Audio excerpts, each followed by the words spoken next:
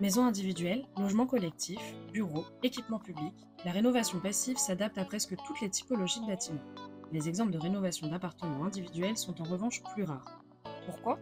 Quels sont les enjeux propres à cette typologie d'habitat? Comment se déroule une telle opération? La rénovation d'un appartement en passif est-elle seulement possible?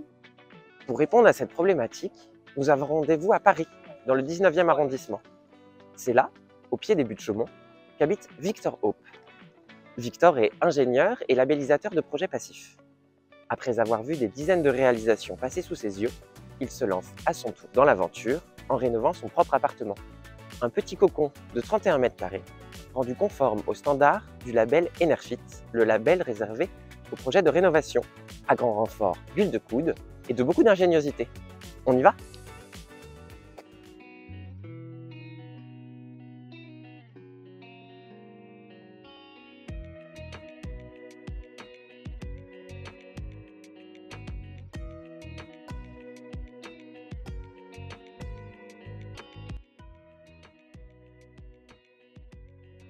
Victor, merci pour votre accueil. Donc on est aujourd'hui ici chez vous. C'était comment ici avant? C'était dans son jus, la dernière rénovation datée du début des années 80. Il y avait des cloisons partout. Là, il y avait une cloison par exemple, c'est pas la cuisine du salon. Et c'était une passoire thermique. D'accord. Donc simple vitrage, zéro isolation. Donc il y avait vraiment tout à refaire. Là, on est en plein après-midi, on a le soleil qui tape, donc j'imagine que l'exposition est bonne, mais globalement, ce projet était un bon candidat pour le passif ou c'était compliqué? Non, c'était très compliqué. C'était très compliqué parce qu'on est en zone ABF, donc architecte des bâtiments de France. On n'avait pas le droit d'isoler par l'extérieur. D'accord. Donc par rapport à l'isolation, c'est très compliqué. Avec petite surface, si on avait voulu rajouter 30-40 cm d'isolant à l'intérieur, l'appartement faisait avant 31 mètres carrés, on aurait perdu des mètres carrés qui valent cher et qui auraient bien réduit la surface. Donc par rapport à ce qui est thermique, isolation, c'était très compliqué. Par contre, en termes d'orientation, on a la chance d'avoir 2 fenêtres au sud et 3 fenêtres à l'ouest, ce qui est très très très bon pour l'hiver. Pour l'été, par contre, c'est très très compliqué à cause des surchauffes. Parce que le soleil à l'ouest, c'était une fournaise, l'appartement en été avant. D'accord. Du coup, sur ce projet, vous avez fait ce qu'on appelle une isolation par l'intérieur, parce que vous ne pouvez pas faire une isolation par l'extérieur. Pour ça, vous avez utilisé ce qu'on appelle les super isolants. Vous pouvez nous en parler un peu plus? Oui, c'est des isolants assez technologiques, qui sont des isolants qui isolent pour une même épaisseur, on va dire entre 3 et 6 fois mieux qu'un isolant classique. Et dans cette catégorie-là, l'isolant sous vide, c'est le meilleur. Okay. C'est le meilleur, c'est aussi le plus contraignant. Parce qu'il implique, à cause de ce vide qui contribue aux propriétés thermiques de l'isolant et qu'on doit conserver, on n'a pas le droit de couper l'isolant sur le chantier, de le percer, et on doit vraiment en prendre soin pour garder l'intégrité de la membrane qui garde ce vide. C'est des panneaux. Alors dans ce cas-là, ici, il y avait des panneaux de 5 cm et de 2 cm d'épaisseur. D'accord. 5 cm, c'était pour les murs qui donnent vraiment sur l'extérieur, et 2 cm, c'était pour les murs. Le mur qui donne sur la cage d'escalier et les murs mitoyens. Une mitoyenneté avec un petit peu d'air qui circule, mais quand même mitoyenneté. Et pour donner un ordre de grandeur, les 5 cm d'isolant sous vide isolent autant que 35 cm, 35-40 cm de laine de verre et de boîte de cellulose. Ok, donc oui, ici essentiel pour conserver des mètres carrés très précieux. C'est ça. On considère que utiliser ce genre d'isolants qui sont donc très onéreux, c'est judicieux dans des grands centres urbains dont le prix au mètre carré est supérieur à 5 000 €. D'accord. Donc en gros, ça ne sert à rien d'utiliser un isolant comme ça dans la campagne, dans une petite ville, parce que tout simplement le coût-bénéfice, le ratio coût-bénéfice ne sera pas là. D'accord. Du coup, j'imagine qu'un des objectifs, c'est évidemment d'isoler au maximum. Donc, quid des réseaux et des câbles électriques? C'est vrai que ça fait l'objet d'une grosse réflexion en amont du projet, parce que toute l'électricité de l'appartement était à refaire et toute l'électricité passait dans les murs, notamment les murs extérieurs et les cloisons qu'on a supprimées. Donc une fois qu'on a supprimé toute l'électricité, on s'est demandé où on allait la faire passer. On a décidé de ne pas la faire passer par les murs, puisque une gaine électrique ou un encastrement de prise, ça prend quand même 4-5 cm de profond, là le boîtier, et c'est un peu la profondeur, ce que je vous expliquais, de l'isolant. Donc ça impliquait, si on encastrait des interrupteurs ou des prises dans les murs, d'avoir des endroits où il n'y a pas du tout d'isolant, ce qu'on appelle vulgairement un pont thermique. C'est ça. On a parlé d'isolation des murs, mais quid du plancher, du plafond? Qu'est-ce que vous avez fait pour ça? Alors là, c'était nettement plus simple, parce que pour le plancher, il n'y a pas d'enjeu thermique. On est au dernier étage, l'étage du dessous est aussi occupé.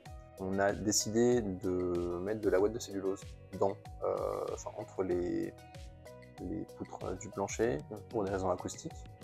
Il y a aussi un côté thermique, donc ça améliore le pont thermique de jonction entre le plancher et le mur. Mais l'objectif principal de l'isolation, c'était vraiment l'acoustique.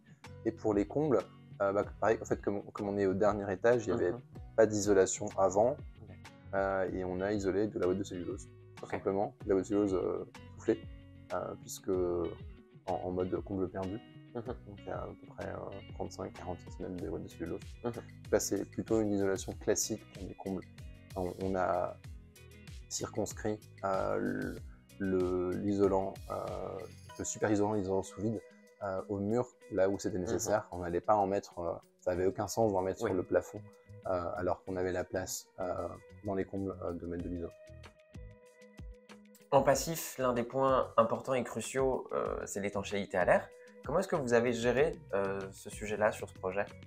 Alors, comment on a géré ça avec des matériaux spécifiques, en anticipant aussi toutes les connexions entre les différents matériaux. Par exemple, la connexion entre la fenêtre et le mur, la connexion entre le mur et le sol, entre le mur et le plafond.